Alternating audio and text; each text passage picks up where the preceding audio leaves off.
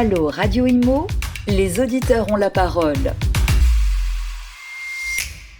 Bonjour, bienvenue à tous, je suis ravi de vous retrouver pour un nouveau numéro de Allô Radio Imo. Comme vous le savez, on traite un sujet une fois par mois et on va s'intéresser à l'habitat indigne pour ce mois de novembre 2023. 1 million de personnes sont concernées par des copropriétés dégradées. L'habitat indigne, ça représente 400 000 logements. Une question importante, voilà ce qu'a souligné en tout cas le nouveau ministre du Logement, Patrice Vergrit. C'était lundi 23 octobre dernier lors de la remise du rapport de la mission relative au renforcement de la lutte contre l'habitat indigne. Alors, qu'est-ce que l'habitat indigne ? Que peut-on faire ? Pourquoi pas un contrôle technique de l'habitat qui viserait à contrer justement cet habitat indigne ? Dans quel but ? Quels seraient éventuellement juridiquement même les freins, les obstacles ? Que peut-on faire d'autre si cette mesure n'est pas appliquée ? Pour en discuter, nous sommes en compagnie de deux experts. Guillaume Vuittet, bonjour Guillaume. Bonjour. Député de la 2e circonscription du Val d'Oise, rapporteur de la mission sur l'habitat indigne, c'était déjà en 2019. Et on va voir qu'est-ce qui a changé depuis ou pas d'ailleurs. Et puis à vos côtés, un autre spécialiste, domaine de compétences principaux, le droit immobilier. C'est un habitué des plateaux de Radio Imo, maître Romain Rossi-Landy, avocat. Bonjour Romain. Bonjour. Et bienvenue à vous. Bonjour maître. Alors, je vous propose de démarrer tout de suite avec peut-être circonscrire un petit peu le sujet. Guillaume Vuittet, l'habitat indigne, c'est quoi ?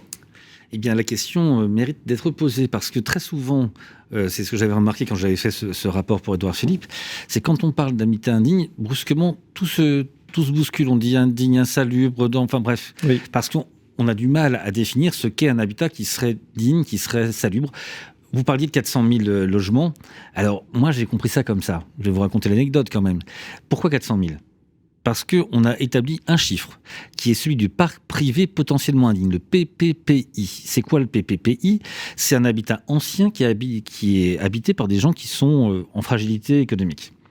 Donc on se dit, si les gens n'ont pas de sous et que c'est un habitat ancien, il y aura un problème d'entretien, donc fatalement, ça devient potentiellement indigne. Et l'administration a dit, grosso modo, il y a un tiers de ces habitats qui doivent être insalubres. Et l'abbé Pierre a dit, non, c'est pas un tiers, c'est la moitié. Donc on est déjà dans une bataille de chiffres. Mais qui a quasiment doigt mouillé. C'est-à-dire qu'on a un truc qui est d'ailleurs un intérêt limité. On est dans une bataille de chiffres, mais surtout, les notions d'indignité ne sont pas très claires dans la loi. Sûr. Indignité, insalubrité, indécence, il y a différents textes si vous voulez, qui se cumulent, qui parlent de notions différentes finalement. Et donc même en tant qu'avocat spécialisé en droit immobilier, je vous assure que c'est assez difficile de s'y retrouver. En gros, l'insalubrité, c'est ce qui concerne l'administration, qui peut prendre des arrêtés d'insalubrité. Et l'indignité, c'est plutôt dans le rapport locatif privé entre le bailleur et son locataire. Il y a quand même une définition légale qui a été donnée de l'habitat insalubre par la loi du 31 mai 90. En gros, je vous la fais rapide, mais c'est un habitat indigne est un habitat qui menace la sécurité physique et la santé de l'occupant. D'accord. Grosso modo, c'est ça. Et l'autre référence qu'on peut avoir qui est assez simple, c'est l'habitat décent, c'est-à-dire qu'il y a un décret qui date de 2002 qui définit dans quelles conditions on habite un habitat décent. Ce qui veut dire un peu en creux que si c'est pas décent, on ne devrait pas l'habiter. Donc voilà, mais on est vraiment dans des épaisseurs de traits qui sont très compliquées et qui ont été d'ailleurs à l'origine d'une part de la complexité initiale, c'est que, pour le coup, je vais me rendre grâce entre guillemets. Le rapport que j'ai fait à l'époque était fait pour simplifier les procédures. Il y avait 13 polices administratives qui s'intéressaient à la chose, 21 procédures. Après ce rapport, on a l'ordonnance qui a suivi, on a réduit à 2 polices administratives et 4 procédures. Donc déjà, c'était beaucoup plus simple. Mais à chaque fois, on est dans des épaisseurs de traits qui peuvent nourrir, y compris des avocats beaucoup moins scrupuleux J'ai une première question. Par exemple, on parle beaucoup en ce moment de rénovation, on parle des passoires thermiques, même des bouilloires thermiques. C'est-à-dire qu'aujourd'hui, il n'y a plus le confort d'hiver, simplement. Là, on rentre dans novembre, mais on a eu un été très chaud et certains même étouffent. Est-ce que, par exemple, quand il fait trop chaud l'été, c'est de l'habitat indigne ? Ça fait partie encore une fois trop froid l'hiver, mais ça normalement dans le décret d'essence, il doit y avoir un système de chauffage qui est adapté, il doit y avoir des systèmes de ventilation, c'est peut-être d'ailleurs la seule différence quand on reviendra sur le contrôle technique avec les diagnostics qui sont actuellement demandés aux bailleurs parce qu'on croit qu'il n'y a rien qui est demandé, mais il y a plein de diagnostics qui d'ores et déjà sont exigibles de la part des bailleurs quand on est locataire, qu'on peut demander. Donc on a une définition qui est un peu au coup par coup et un des enjeux, c'est vrai, de la rénovation thermique, la transition écologique, c'est que quelque part c'est comme M. Jourdain qui faisait de la poésie sans le savoir, c'est qu'on résout l'indignité un peu sans le dire complètement, parce qu'il est quand même bien rare que l'habitat indigne ne soit pas aussi une passoire thermique. Oui, alors juridiquement c'est différent. La passoire thermique, ce sont les logements classés, si vous voulez, F, G. Aujourd'hui, on ne peut plus les louer quand même. Ouais. Et donc là, ça c'est quand même important que vous me donniez la parole là-dessus, parce que c'est 5 millions de logements dont on parle. 5 millions de logements dont on parle qui vont sortir a priori du marché, parce que vous dans connaissez, un contexte qui est déjà passé. C'est très compliqué de faire les travaux de rénovation. Déjà, il faut trouver un artisan RGE qualifié, il y en a pas, ou il y en a très peu. Ensuite, il y a tout un tas d'obstacles qui peuvent. J'ai eu un exemple, je vous donne un exemple concret. Moi, j'ai un client, il a un immeuble entier à Paris, porte de Vincennes. Il veut faire ses travaux parce que évidemment, il est mal classé. Donc il se renseigne, il va déposer un permis de construire parce qu'il veut faire une rénovation par l'extérieur, enfin une isolation par l'extérieur. Et là, il a eu un obstacle. L'architecte des Bâtiments de France lui a dit non, pas possible, parce que vous êtes dans un... Non, pas du tout, vous êtes dans un rayon de 500 mètres de co-visibilité d'un monument historique, on ne sait même pas lequel. Donc à Paris, en gros, vous êtes partout dans un rayon de 500 mètres, vous voyez ce que je veux dire. Donc il n'a pas eu le permis. Il me dit, du coup, je suis obligé de les faire par l'intérieur, ce qui est beaucoup plus compliqué parce que je vais devoir déloger mes locataires. Ouais. En plus, je vais perdre des mètres carrés. Donc j'ai aucune envie de le faire. Et là, il est tellement écœuré qu'il a presque envie de vendre son immeuble. Vous voyez les exemples concrets. Aussi, avant qu'on passe au contrôle technique, je veux bien qu'on reste 2 minutes là-dessus parce que c'est vraiment un sujet important. Et d'ailleurs, une partie de la polémique qui a été générée par cette proposition de loi, que j'avais fait déjà, c'est d'ailleurs étonnant, j'avais fait déjà en 2020. Elle était passée complètement sous les radars et là, brusquement, elle a créé davantage d'émoi parce que la proximité des échéances sur les F et G, on est déjà sur du G+, Moi, je défends la mesure sur un point, c'est qu'il faut être clair. Quand on ne fait pas les travaux d'isolation ou de rénovation thermique, c'est le locataire c'est l'occupant qui va payer, parce qu'il va payer une facture énergétique beaucoup plus forte. Et en ce moment, on voit bien qu'en termes de pouvoir d'achat, ça peut être désastreux pour des tas de personnes. Et si c'est pas lui, parce qu'il n'a pas les moyens de payer, c'est-à-dire qu'on demande à l'État de faire des chèques énergie, et donc c'est la collectivité, c'est nous tous qui allons payer pour des gens qui n'ont pas fait des travaux. Donc je pense qu'il faut défendre ce principe. Par contre, il faut un accompagnement qui n'ait rien à voir avec... Là, on commence à mettre les outils en place. On peut aussi convenir qu'on a peut-être un peu tardé. Ça suffit pas. J'ai vu les chiffres. La rénovation énergétique, c'est 1 000 € le mètre carré. Et il y avait un reste à charge en moyenne de 16 000 € pour le propriétaire. Oui. Après les aides. C'est 16 000 € pour la plupart des propriétaires bailleurs. C'est trop cher. Faut bien comprendre ça, vous le savez. Le bailleur individuel, c'est pas quelqu'un qui en général, il a besoin de son loyer pour payer sa retraite. C'est souvent ça l'archétype du petit propriétaire. C'est pas toujours le propriétaire institutionnel qui peut effectivement. Donc 16 000 €, c'est beaucoup. Bien sûr. Le budget qui vient va mettre des moyens supplémentaires. Il faut voir s'ils sont jugés. Et puis bon, mais ça, je parle à titre personnel pour le coup. Je pense que là, il faut aussi prendre un peu de la mesure des choses. Il y a pas en Île-de-France, il n'y a pas un bâtiment qui soit pas à 500 mètres d'un bâtiment classé. Enfin, bien sûr. Donc à un moment donné, il faut savoir ce qu'on veut dans la vie, quoi. Donc soit on veut faire une transition énergétique, et oui, à un moment donné, il faudra faire par l'extérieur, parce que pour toutes les raisons que vous venez de donner, d'autant que c'est la plus efficace. C'est la plus efficace. C'est beaucoup plus compliqué à l'intérieur. J'avais dans ma permanence encore un monsieur il y a quelques jours qui me disait, mais on est sur des trucs où on lui supprime 30 cm dans une pièce, ça ne veut rien dire. Donc il va falloir qu'on adapte. Enfin, moi je pense qu'il faut qu'on adapte les choses là-dessus. Guillaume Vuilletet, donc après ce travail de simplification que vous avez effectué, vous avez récemment déposé une proposition de loi à l'Assemblée nationale pour imposer un contrôle technique sur les logements. Le but, il est clair, lutter contre les 450 000 logements occupés et considérés comme indignes. Pourquoi ce contrôle technique qui serait valable un petit peu, alors pas comme une voiture, il ne faudra pas le refaire tous les 2 ans, il serait valable 10 ans, mais il serait contraignant. Expliquez-nous. En effet, l'analogie, je sais que l'analogie avec les voitures a un peu choqué, mais je la maintiens parce que c'est aussi ce qui a fait qu'il n'y avait plus de cercueils roulants dans notre beau pays. Ça a été très efficace de ce point de vue. Moi, je pense que ça protège évidemment les locataires. C'est-à-dire ce contrôle technique, c'est de dire est-ce que le local dont on parle est conforme au décret d'essence. Le décret d'essence, c'est un certain nombre de caractéristiques. Là, je les ai devant les yeux. Il y en a une grosse demi-douzaine, on va dire. Aération, électricité aux normes, irréprochabilité concernant les parasites et les nuisibles. Et là-dedans, et grosso modo, on est sur déjà, encore une fois, les diagnostics qui doivent être produits par un propriétaire bailleur quand il veut louer son local, enfin c'est son logement, et avec en effet l'aération qui est moins bien prise en compte, c'est sans doute les nuisibles qui sont moins mises en compte. Enfin, j'imagine mal des gens louer aujourd'hui un local où il y a etc., qui circulent en toute liberté. Donc l'idée, et donc évidemment pour le locataire, c'est qu'il arrive dans un local dont il sait qu'il est apte à le recevoir, mais je pense que ça protège aussi le bailleur. Pour 3 raisons au moins. La première, c'est que ça permet au bailleur de savoir, d'être sécurisé.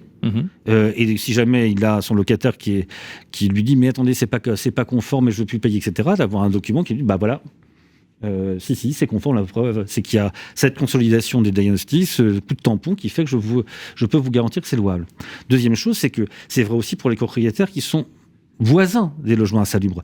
Parce que le logement insalubre, il ne touche pas qu'un seul logement. Petit à petit, les moisissures, la dégradation du bâti, les structures qui sont abîmées, c'est l'ensemble du logement. Et moi, j'ai eu depuis des témoignages de gens qui disent « mais j'ai mon voisin au-dessus, c'est une horreur, c'est syndrome de Diogène, etc. » Et donc, avec des écoulements dont on évitera de donner de la caractéristique, et qui petit à petit qui a pourri le plafond, qui attaque le logement en dessous. Donc ça protège aussi le propriétaire, etc. Et puis le dernier point, c'est que parfois, il y a des propriétaires qui sont marchands de sommeil sans le savoir. Parce que c'est pas si simple. Marchands de sommeil sans le savoir, c'est-à-dire que ils s'aperçoivent pas qu'ils sont sur quelque chose de vieillissant qui n'est pas forcément aux normes. Ils pensent faire la bonne affaire. En effet, ils ont investi, peut-être qu'ils ont investi 20 ans avant d'ailleurs, pour rénover un peu, donner un coup de propre, comme on disait à l'époque, pour pouvoir louer et assurer des revenus plus tard.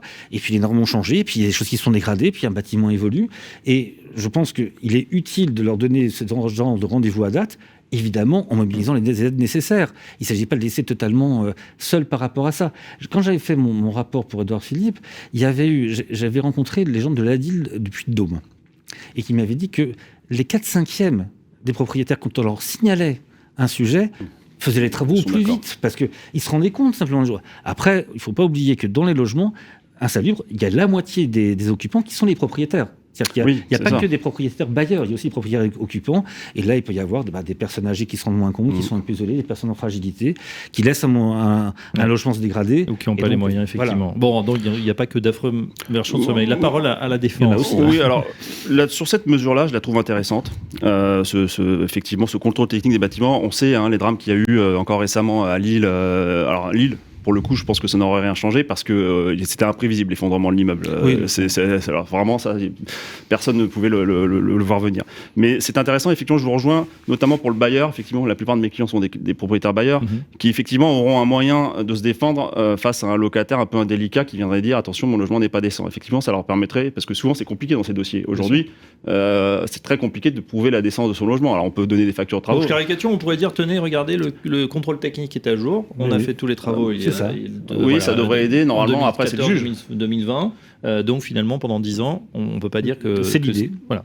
Alors ça, je trouve ça intéressant. En revanche, il y a déjà des choses qui existent. Le permis de louer, il existe. Alors, c'est effectivement la grande différence, c'est que dans le permis de louer, c'est les communes qui décident de l'instaurer. Il y a très peu de communes qui l'ont fait. Finalement, je crois, j'ai pas les chiffres, mais je sais que c'est assez rare. Mais ça existe déjà. C'est-à-dire que le maire, sur son territoire, décide d'instaurer un permis de louer. Et effectivement, le bailleur, pour pouvoir louer, doit faire contrôler au préalable son logement. Et il y a un inspecteur. Alors, on manque de moyens, mais il y a un inspecteur de la mairie qui passe, qui dit bon, ok, vous pouvez louer. Donc pour moi, ça existe déjà. Sauf que là, la différence, effectivement, c'est qu'on fait supporter cette responsabilité sur le propriétaire et non pas la commune. Guillaume Luté.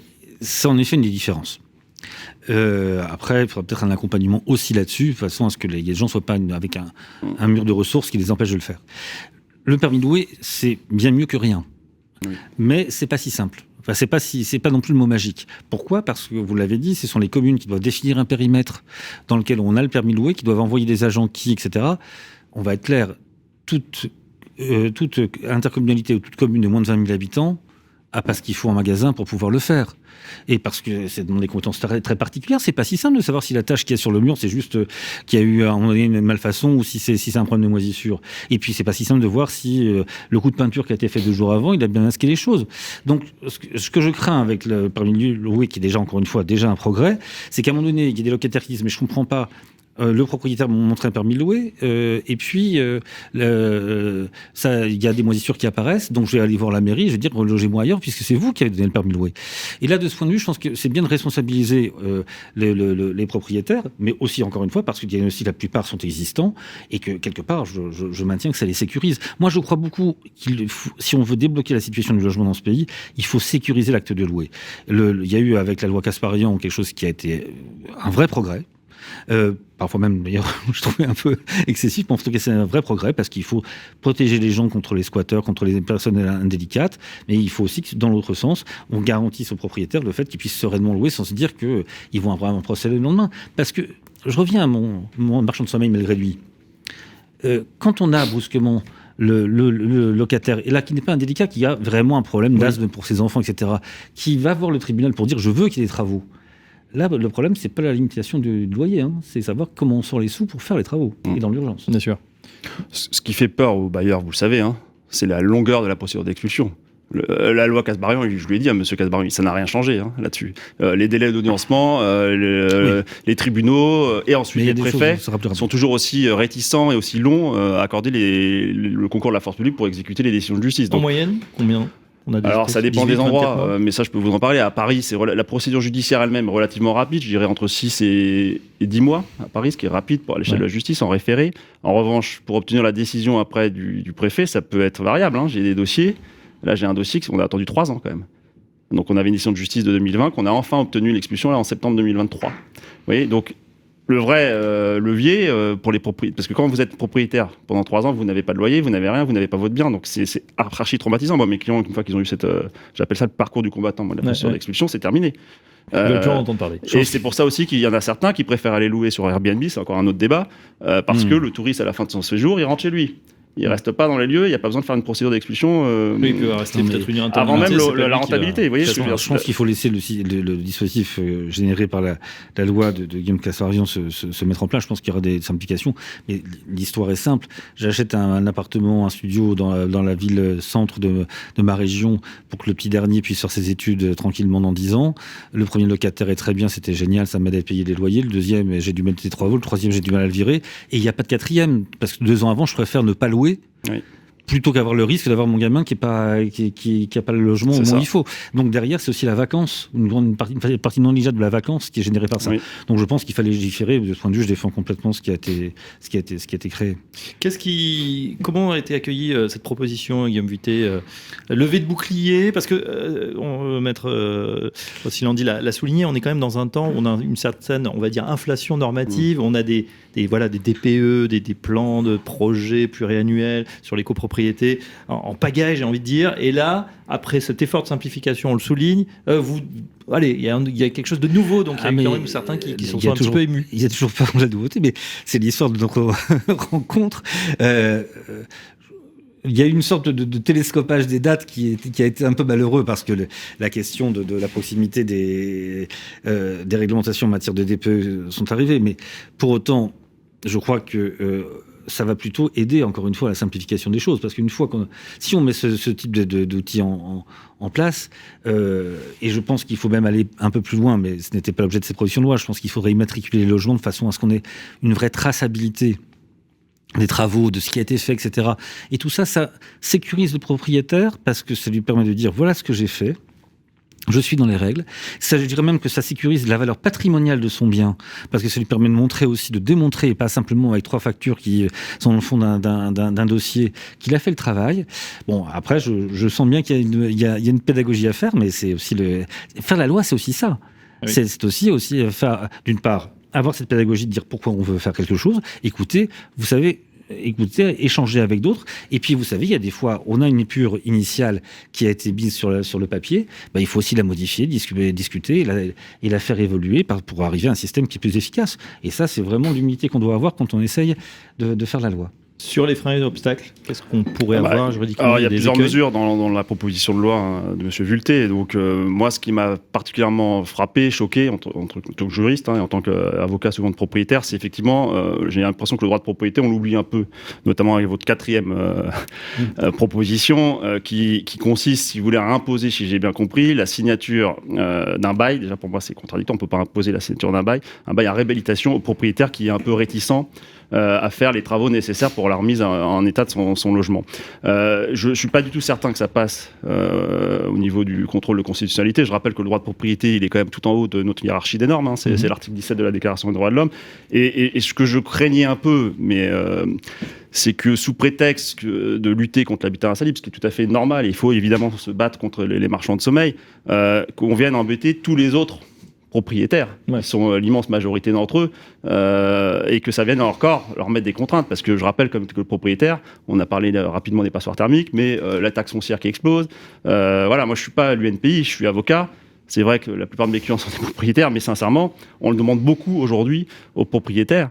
Et donc j'ai un peu le sentiment que il faudrait peut-être aussi les interroger et voir concrètement les difficultés pratiques qu'ils rencontrent au quotidien. Alors, précision. Il y a eu en effet des voix qui étaient opposées, des voix qui soutenaient cette démarche. Je crois. Je vais venir 2 secondes sur ce fameux article 4, parce qu'en effet, il a fait un peu polémique. Sur la partie contrôle technique, je maintiens et je suis convaincu que ça aide les propriétaires plutôt qu'autre chose.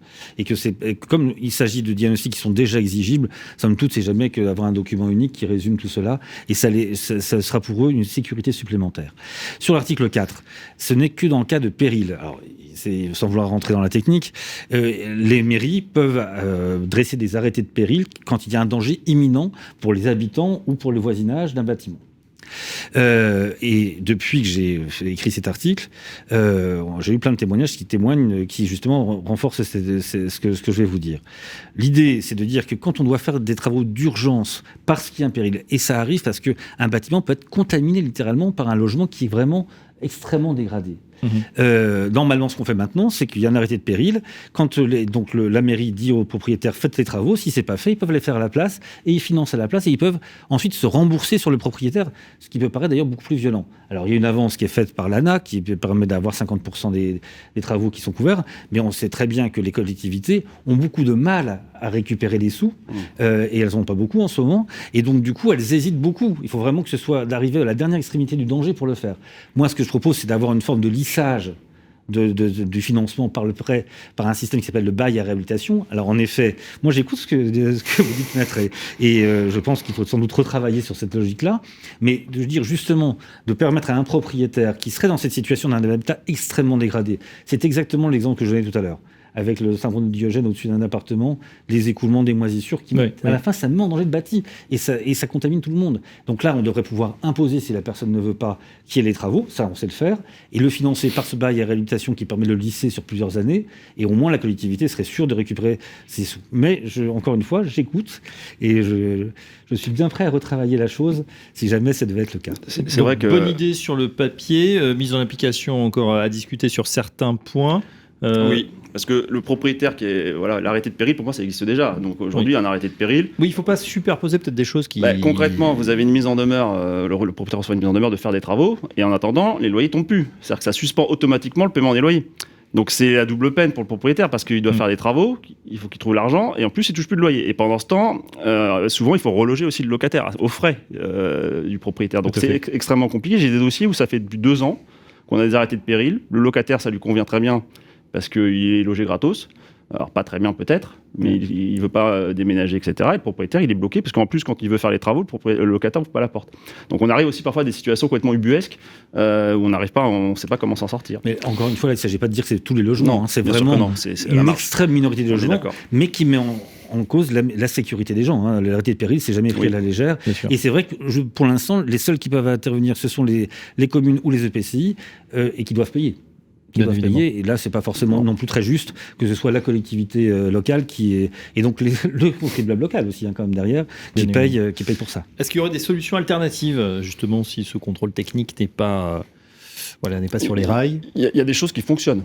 À Marseille, on sait qu'il y a eu des opérations à l'échelon local, ce qu'ils appellent des opérations d'amélioration de l'habitat, et ça a bien fonctionné. Alors on s'est donné les moyens, parce que comme d'habitude, c'est une question de moyens, les moyens financiers qu'on donne. Et à Marseille, il y a quasiment 500 immeubles, vous savez, qui ont été évacués à la suite des effondrements dont on a entendu parler, rue d'Aubagne, etc. Et ça a fonctionné. J'ai l'impression que... Moi, j'ai eu des clients qui étaient concernés d'ailleurs. Alors pour eux, c'était moins drôle parce qu'effectivement, ils ont dû reloger à leurs frais, payer l'hôtel, même les factures d'hôtel pour leurs locataires. C'est la ville de Marseille qui avait avancé les frais, qui a relogé. Tout ça s'est fait comme ça. Et ensuite, le client rembourse, le propriétaire rembourse.